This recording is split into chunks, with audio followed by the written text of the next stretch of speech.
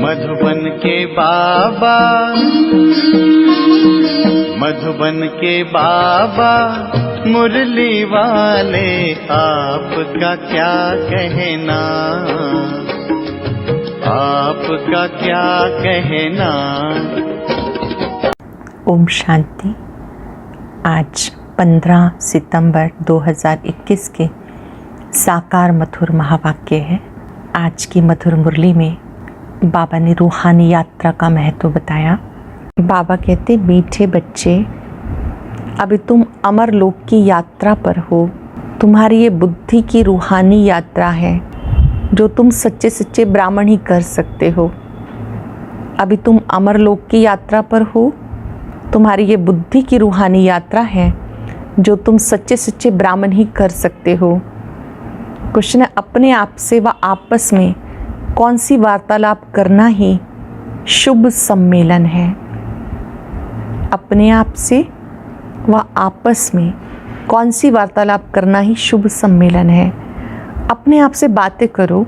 हम आत्मा इस पुराने छीछी शरीर को छोड़ वापस घर जाएंगे। ये तन कोई काम का नहीं, अब बाबा के साथ जाएंगे। आपस में जब मिलते हो तो ये वार्तालाप करो कि सर्विस वृद्धि को कैसे पाए, सबका कल्याण किस तरह से हो, सबको रास्ता कैसे बताएं। ये शुभ सम्मेलन है। आपस में जब मिलते हो तो वार्तालाप करो कि सर्विस वृद्धि को कैसे पाए, सबका कल्याण किस तरह से हो, सबको रास्ता कैसे बताएं। यही शुभ सम्मेलन है। गीता दिल का सहारा टूट ना जाए। ओम शांति। मीठे मीठे रूहानी बच्चे, सब सेंटर्स के ब्रह्मा मुखवंशावली, सर्वोत्तम ब्राह्मण कुलभूषण अपने कुल को जानते हैं। जो जिस कुल के होते हैं वो अपने कुल को जानते हैं। चाहे कम कुल वाले हों व अच्छे कुल वाले हों, हर एक अपने कुल को जानते हैं, समझते हैं इसका कुल अच्छा है। कुल कहो व जाति कहो, दुनिया में तुम बच्चों के सिवाय और कोई नहीं जानते कि ब्राह्मणों का ही सर्वोत्तम कुल है। पहला नंबर कुल कहेंगे तुम ब्राह्मणों का। ब्राह्मण कुल अर्थात ईश्वरीय कुल। पहले है निराकारी कुल, फिर आते हैं साकारी सृष्टि में। सूक्ष्म वतन में कुल होता नहीं, ऊंचे से ऊंचा साकार में है तुम ब्राह्मणों का कुल। इस साकार में सबसे ऊंचा कुल ब्राह्मणों का है। तुम ब्राह्मण आपस में भाई बहन हो। बहन भाई होने के कारण विकार में जा नहीं सकते। तुम अनुभव से कह सकते हो ये पवित्र रहने की बहुत अच्छी युक्ति है। हर एक कहते हैं हम ब्रह्मा कुमार ब्रह्मा कुमारी हैं, शिववंशी तो सब हैं। फिर जब साकार में आते हैं तो प्रजापिता का नाम होने के कारण भाई बहन हो जाते हैं। प्रजापिता ब्रह्मा है तो जरूर रचता है, अडॉप्ट करते हैं। तुम कुख वंशावली नहीं हो, मुख वंशावली हो। ध्यान से समझेंगे। ब्रह्मा मुख से ज्ञान सुना, शिव बाबा पर निश्चय हुआ तो हम सब मुख वंशावली संतान हुए। कोई जाति से ब्राह्मण नहीं, कुख वंशावली नहीं, मुख वंशावली। तो मनुष्य कुख वंशावली मुख वंशावली का अर्थ भी नहीं जानते। मुख वंशावली अर्थात एडॉप्टेड बच्चे, कुख वंशावली अर्थात जन्म लेने वाले। तुम्हारा ये जन्म अलौकिक है। बाप को लौकिक, अलौकिक, पारलौकिक कहा जाता। प्रजापिता ब्रह्मा को अलौकिक बाप कहा जाता। लौकिक बाप सभी को है, वह तो कॉमन है। पारलौकिक बाप भी सभी का है। भक्ति मार्ग में तो भगवान, हे परम पिता सब कहते रहते हैं, परंतु इस बाबा को कभी कोई पुकारते नहीं। प्रजापिता ब्रह्मा बाबा को कोई पुकारते नहीं। ये बाबा भी होता है ब्राह्मण बच्चों का। उन दोनों को सब जानते हैं, बाकी ब्रह्मा में मूंझ पड़ते हैं। ब्रह्मा है सूक्ष्म वतन में, यहाँ तो दिखाते नहीं। चित्रों में ब्रह्मा को दाढ़ी मूछ वाला दिखाते, क्योंकि प्रजापिता ब्रह्मा यहाँ सृष्टि में है। सूक्ष्म वतन में प्रजा रच नहीं सकते, ये भी किसी की बुद्धि में नहीं आता। ये सब बातें बाबा समझाते। ये रूहानी यात्रा भी गाई हुई है। रूहानी यात्रा वह जहाँ से फिर लौट के नहीं आना। दूसरी यात्राएं सब जन्म जन्मांतर करते रहते हैं और जाकर लौट आते हैं। वह जिस्मानी यात्रा ये है तुम्हारी रूहानी यात्रा। इस रूहानी यात्रा करने से तुम मृत्यु लोक में नहीं लौटते हो। बाप तुम्हें अमर लोक की यात्रा सिखाते हैं। मैं कश्मीर की तरफ अमरनाथ की यात्रा पर जाते, मैं कोई अमर लोक नहीं। अमर लोक एक है आत्माओं का, दूसरा है मनुष्यों का। इसको स्वर्ग अथवा अमरलोक कह सकते हैं।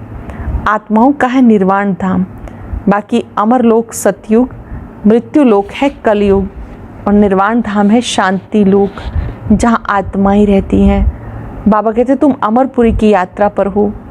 पैदल जाने की वो शारीरिक यात्राएं हैं, ये रूहानी यात्रा है। जो सिखाने वाला एक रूहानी बाप है और एक ही बार आके सिखाते हैं। वह तो जन्म जन्मांतर की बात है, यह मृत्यु लोक के अंत की यात्रा। ये तुम ब्राह्मण कुलभूषण ही जानते हो। रूहानी यात्रा अर्थात याद में हो, गाया जाता अंत मते सोगते। तुम्हें याद आता ही है बाबा का घर, समझते हो नाटक पूरा होता है। ये पुराना वस्त्र, पुराना तन है। आत्मा में खाद पड़ने से शरीर में भी खाद पड़ती है। जब आत्मा पवित्र बनती है तो हमें शरीर पवित्र मिलता है। ये भी तुम बच्चे समझते हो, बाहर वाले कुछ नहीं समझते। तुम देखते हो कोई कोई समझते भी हैं, कोई की बुद्धि में ज्ञान नहीं। समझने वाला होगा तो जरूर किसको समझाएगा। मनुष्य जब यात्रा पर जाते हैं तो पवित्र रहते हैं, फिर घर में आकर अपवित्र बनते। मास तो मास पवित्र रहते। यात्रा की भी सीज़न होती, सदैव तो यात्रा पे जा ना सके। ठंडी व बरसात के समय कोई जा ना सके। तुम्हारी यात्रा में तो ठंडी गर्मी की कोई बात ही नहीं।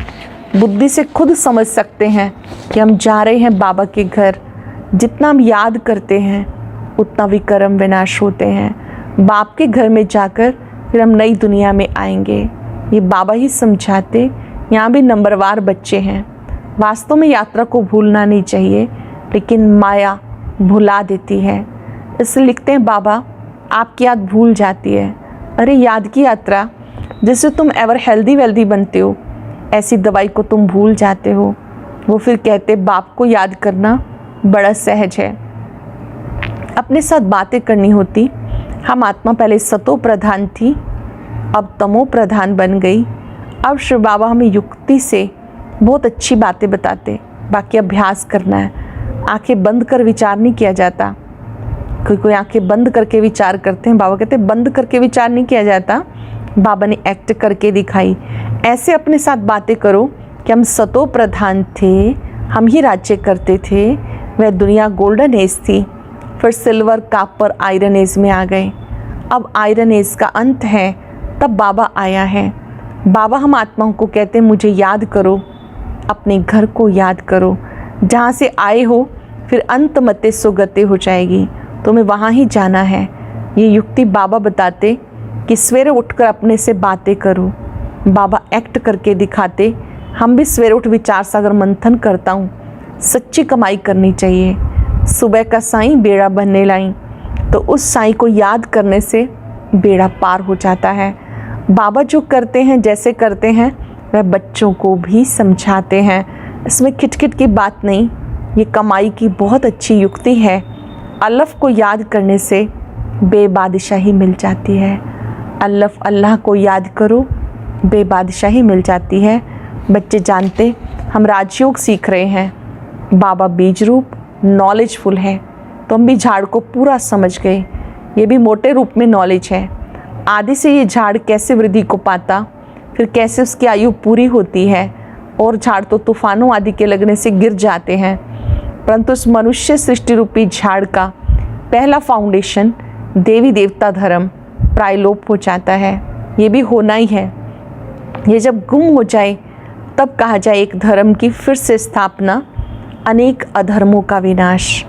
कल्प कल्प ये धर्म प्रायलोप होता, आत्मा में खाद पड़ जाती तो जेवर झूठा हो जाता है। बच्चे समझते हमारे में खाद थी। अब जब हम स्वच्छ बनते हैं तो औरों को रास्ता बताते हैं। दुनिया तमो प्रधान है, पहले सतो प्रधान हेविन था। तो बच्चों को सवेरे सवेरे उठकर अपने साथ बातें अर्थात रूहान करनी चाहिए। विचार सागर मंथन करना चाहिए। फिर किसको समझाना होता है कि 84 का चक्र है। 84 जन्म कैसे लेते हैं, कौन लेते हैं, जरूर जो पहले आएंगे वो ही लेंगे। बाप भी भारत में आते हैं, आकर 84 का चक्र समझाते। बाप कहाँ आए हैं ये भी नहीं जानते। बाप आकर अपना परिचय खुद देते हैं, कहते मैं तुम्हें राजयोग सिखाता हूँ, मन मना भव, मुझे याद करो तो विक्रम विनाश होंगे। ऐसी समझाने कोई दे ना सके।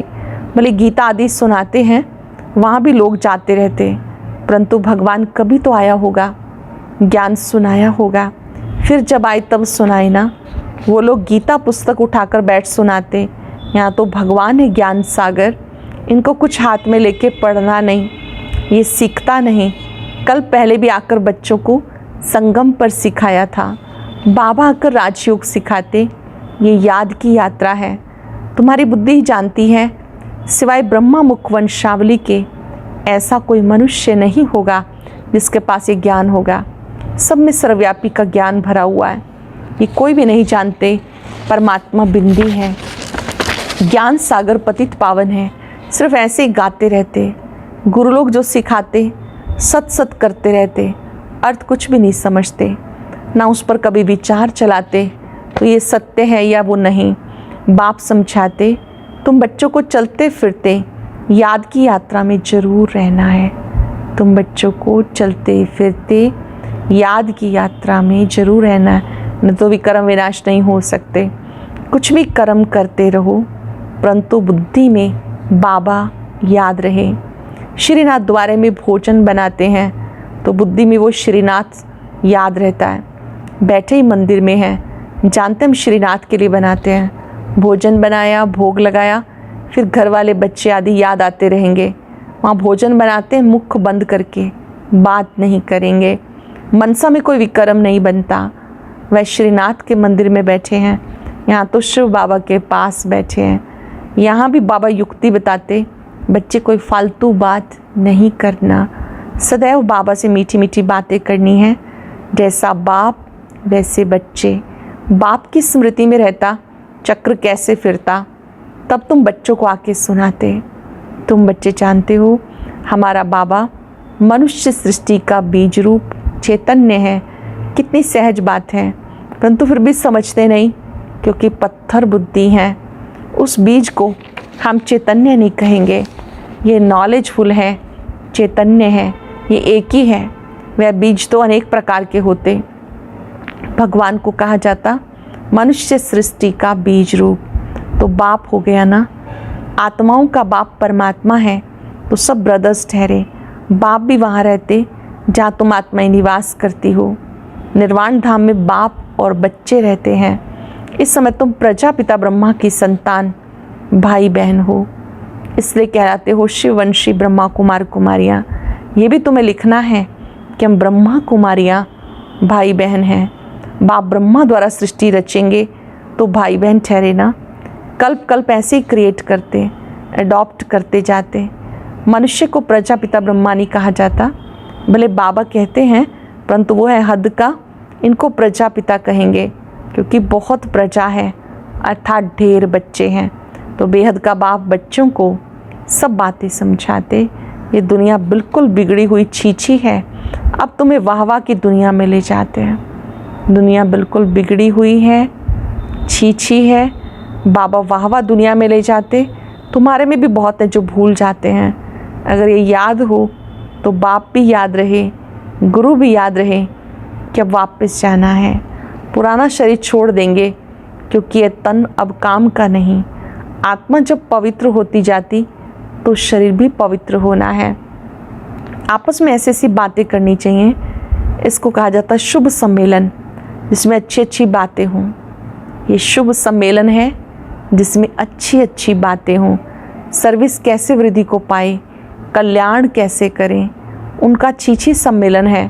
गपोड़े मारते रहते, यहाँ गपोड़े आदि की बात नहीं, सच्चा सच्चा सम्मेलन इसे कहा जाता। तुम्हें कहानी सुनाई कि कलयुग है, सतयुग को स्वर्ग कहा जाता। भारत स्वर्ग था, भारतवासी 84 जन्म भोगते हैं, अब अंत में हैं। अब तुम तमो प्रधान से सतो प्रधान बनते हो। इसमें कोई गंगा स्नान आदि की बात नहीं है। बाबा समझाते, भगवान उवाच, मैं सबका बाप हूँ, श्री कृष्ण सबका बाप हो नहीं सकता। एक दो बच्चे का बाप श्री नारायण है ना कि श्री कृष्ण। श्री कृष्ण तो कुमार है। इस प्रजापिता ब्रह्मा को बहुत बच्चे हैं। कहाँ कृष्ण भगवानुवाच, कहाँ शिव भगवानुवाच। भूल कितनी बड़ी कर दी। कहाँ भी प्रदर्शनी करो, मुख्य बात है गीता का भगवान ये या वो। गीता ज्ञानदाता कौन, निराकार शिव या श्री कृष्ण। पहले समझाना चाहिए भगवान शिव को कहा जाता, ये बुद्धि में बिठाना है। इस पर प्रोब होना चाहिए। गीता के भगवान का चित्र बड़ा परमानेंट होना चाहिए। नीचे में लिख देना है कि जज करो, आकर के समझो, फिर लिखवा कर सही करा लेनी चाहिए। लिखवा के उनसे सिग्नेचर करा देने चाहिए। अच्छा, मीठे मीठे सिक्के लदे बच्चों प्रति माता पिता बाप दादा का याद प्यार, गुड मॉर्निंग। रूहानी बाप की रूहानी बच्चों को नमस्ते। रूहानी बच्चों की रूहानी बाप दादा को नमस्ते, गुड मॉर्निंग। शुक्रिया बाबा, शुक्रिया। धारणा के लिए सार। आपस में शुभ सम्मेलन कर सर्विस की वृद्धि के प्लान बनाने हैं। अपने और सबके कल्याण की युक्ति रचनी है। कभी भी कोई व्यर्थ की बातें नहीं करनी, फालतू बातें नहीं करनी। सवेरे सवेरे उठकर अपने आप से बातें करनी है। विचार सागर मंथन करना है। भोजन बनाते एक बाप की याद में रहना है। मनसा भी बाहर ना भटके, ये ध्यान रखना है। भोजन बनाते मनसा भी बाहर ना भटके, ये ध्यान रखना है। वरदान है विनाश के समय पेपर में पास होने वाले आकारी लाइट रूपधारी भव। विनाश के समय पेपर में पास होने वाले आकारी लाइट रूपधारी भव। विनाश के समय पेपर में पास होने व सर्व परिस्थितियों का सामना करने के लिए आकारी लाइट रूपधारी बनो। जब चलते फिरते लाइट हाउस हो जाएंगे तो आपका ये रूप दिखाई नहीं देगा। जैसे पार्ट बजाते समय चोला धारण करते हो, कार्य समाप्त हुआ, चोला उतारा, 1 सेकंड में धारण करो, 1 सेकंड में न्यारे हो जाओ। जी, जब ये अभ्यास होगा तो देखने वाले अनुभव करेंगे ये लाइट के वस्त्रधारी हैं। लाइट ही इनका श्रृंगार है। सरल शब्दों में जब आप अभ्यास करेंगे तब दूसरों को आपके द्वारा लाइट का ही साक्षात्कार होगा कि ये बिल्कुल लाइट हैं, प्रकाशमयी काया में है। उसके लिए 1 सेकंड में देह में आना, 1 सेकंड में देह रूपी वस्त्र से न्यारे हो जाना, यह अभ्यास करना है। स्लोगन है उमंग उत्साह के पंख साथ हूँ तो हर कार्य में सफलता सहज मिलती है। उमंग उत्साह के पंख साथ हूँ तो हर कार्य में सफलता सहज मिलती है। आज हम रूहानी यात्रा का अभ्यास करेंगे। ओम शांति।